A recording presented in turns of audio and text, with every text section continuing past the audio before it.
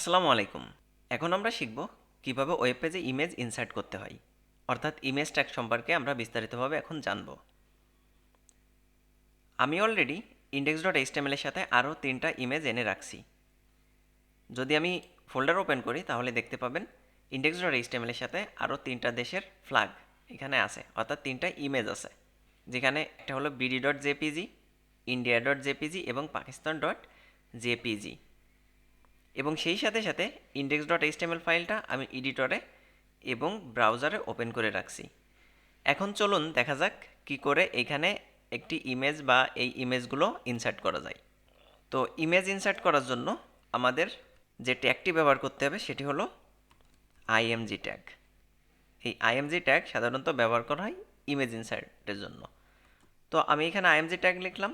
যদি আমি ব্রাউজারে যাই কিছু দেখতে পারতেছি না, কারণ হলো আইএমজি ট্যাগ শুধু ইউজ করলেই হবে না, আইএমজি ট্যাগের সাথে একটা সোর্স দিতে হবে, অর্থাৎ আমার ইমেজের সোর্সটা বলে দিতে হবে ইমেজটা কোথায় আছে।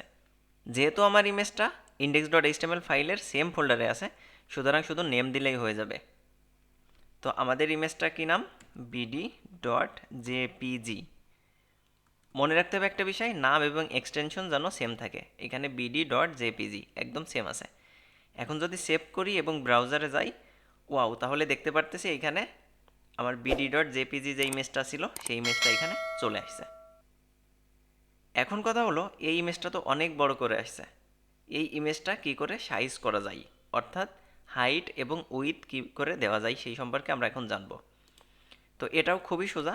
আমরা যদি উইথ কন্ট্রোল করতে চাই তাহলে বলে দেব উইথ, আর এখানে যদি এরকম 400 দিই তার মানে 400 পিক্সেল হবে। এখন দেখেন আমি যদি এখন ব্রাউজারে যাই তাহলে দেখতে পারতেছি এটা 400 পিক্সেল, অর্থাৎ এই উইথ বরাবর 400 পিক্সেল হয়ে গেছে। আর এই হাইটটা যদি আমরা কন্ট্রোল করতে চাই তাহলে কি করব? চলেন তো একটা হাইট দিয়ে আসা যাক। তো একটা হাইট দিয়ে দিলাম সাপোজ 200 পিক্সেল। আচ্ছা, এখন দেখেন এটা একটা চ্যাপ্টা আকৃতি হয়ে গেছে 200 পিক্সেল। আবার যদি আমরা এখানে অনেক বাড়াই দিতাম যে 500 পিক্সেল, তাহলে দেখেন এটা অনেক লম্বা আকৃতি হয়ে গেছে। আমি আপনাদের সাজেস্ট করব যে এইটা অটো রাখা। আচ্ছা, তার মানে উইথটা দিলাম আর হাইটটা ইমেজের রেশিও অনুযায়ী যাতে হয়, সেজন্য আপনার ইমেজটা চাপটা আকৃতি বা লম্বা আকৃতি হবে না। আচ্ছা, এখন কথা হলো চলুন আমরা আরও কিছু ইমেজ ইনসার্ট করে নিই। তো আরও যে দুইটা ইমেজ ছিল সেই দুটো ইমেজও আমরা নিয়ে নিচ্ছি এখানে। তো আরেকটা ইমেজ ছিল কি india.jpg, india.jpg, আর আরও একটা ইমেজ ছিল কি pakistan.jpg। তো এটা সেভ করলাম এবং এখানে এসে দেখতে পারতেছি কত সুন্দরভাবে আমার 3টা ইমেজই ইনসার্ট হয়ে গেছে। এই 3টা ইমেজ আমরা এখানে দেখতে পারতেছি। এখন কথা হলো অনেক সময় আমরা দেখতে পাই যে ইমেজের উপর মাউস আনার পর কিছু টেক্সট দেখাই। যেমন আমি চাচ্ছি বাংলাদেশের উপর যদি মাউস আনি তাহলে দেখাবে বাংলাদেশ, ইন্ডিয়ার উপর মাউস নিলে দেখাবে ইন্ডিয়া, পাকিস্তানের উপর মাউস নিলে দেখাবে পাকিস্তান। এটা কি করে করা যায়?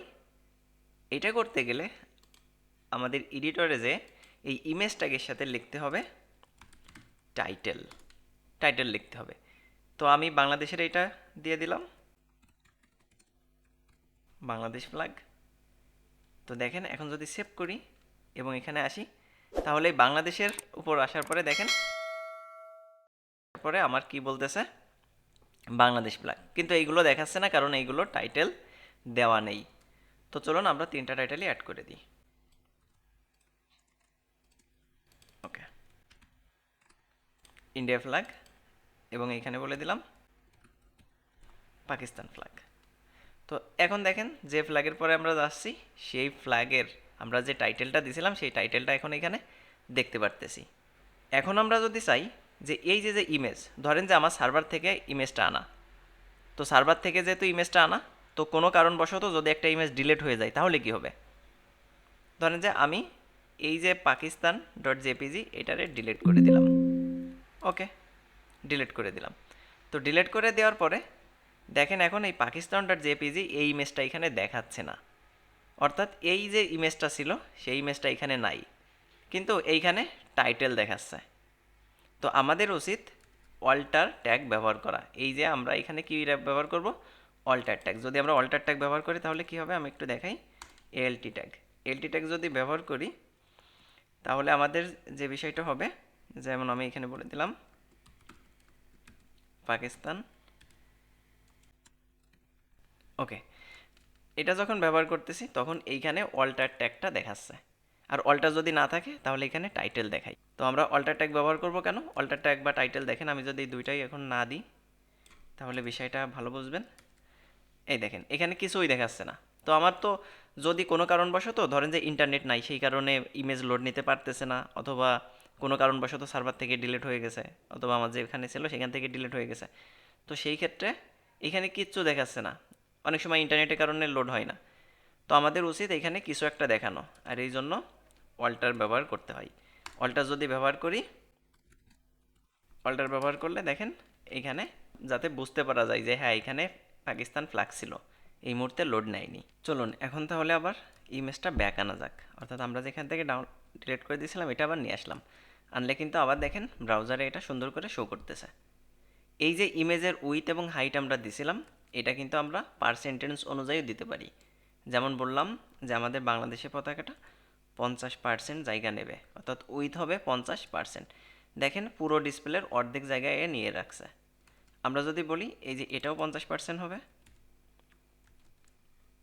তাহলে দেখেন ইন্ডিয়ান যে পতাকা ছিল এটাও 50% জায়গা নিয়ে রাখছে। তো যেহেতু 50% দেওয়ার কারণে আমার দুইটা নিচে নিচেই চলে আসছে, আমরা একটু কমাই দিই, এটাও 40%, এটাও 40%। পার্সেন্ট অনুযায়ী আমরা উইথ এবং হাইট দিতে পারি। মূলত উইথ অনুযায়ী আমরা সব কিছুই নির্ধারণ করব, আর হাইটটা অটো রাখবো। আচ্ছা, এখন যদি আমি চাই যে আমি আরও একটা ইমেজ ইনসার্ট করব, কিন্তু সেই ইমেজটা আমার অনলাইন কোনো সোর্স থেকে, দেখেন এই মুহূর্তে কে আছে, এই মুহূর্তে আছে আমার সেম ফোল্ডারে আছে, যার কারণে শুধুমাত্র ফাইলের নামটা ব্যবহার করছিলাম। আর কোন ফোল্ডারে থাকলে কী নাম ব্যবহার করতে হয়, অর্থাৎ ফাইল পাথ সম্পর্কে আমি পরবর্তীতে আরেকটা ভিডিও দেব।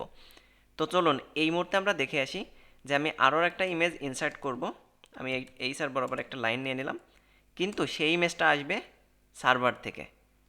তো আমি একইভাবে ইমেজ ট্যাগ ব্যবহার করলাম, এবং এইখানে সোর্স দেব সার্ভারের একটা সোর্স, মানে কোনো একটা ওয়েবসাইটে আছে এমন একটা সোর্স।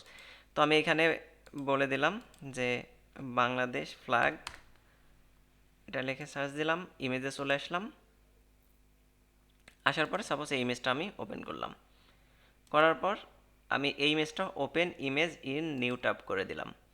তো open image in new tab করার পরে আমাদের একটা বিষয় মাথায় রাখতে হবে, এখানে যে লিঙ্ক থাকবে থাক, শুধু যেন এক্সটেনশনটা থাকে, অর্থাৎ লাস্টে যেন এক্সটেনশন থাকে। তো ঠিক আছে, এখানে এক্সটেনশন আছে .jpg, সুতরাং এই ইমেজটা আমরা নিতে পারি। এটাকে কপি করলাম, যে এখানে ইমেজ নাই, তো এখানে এসে আমি জাস্ট পেস্ট করে দিলাম, সোর্সের ভিতর এসে পেস্ট করে দিলাম। দিলে এখন কি হবে, এখন যদি আমি ব্রাউজারে আসি তাহলে দেখতে পাচ্ছি যে এখানে ইমেজটা দেখাচ্ছে।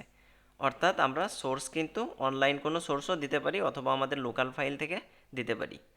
তো আশা করি আপনারা বুঝতে পারছেন। কারোর যদি কোনো কোয়েশ্চেন থাকে অবশ্যই কমেন্টস করবেন।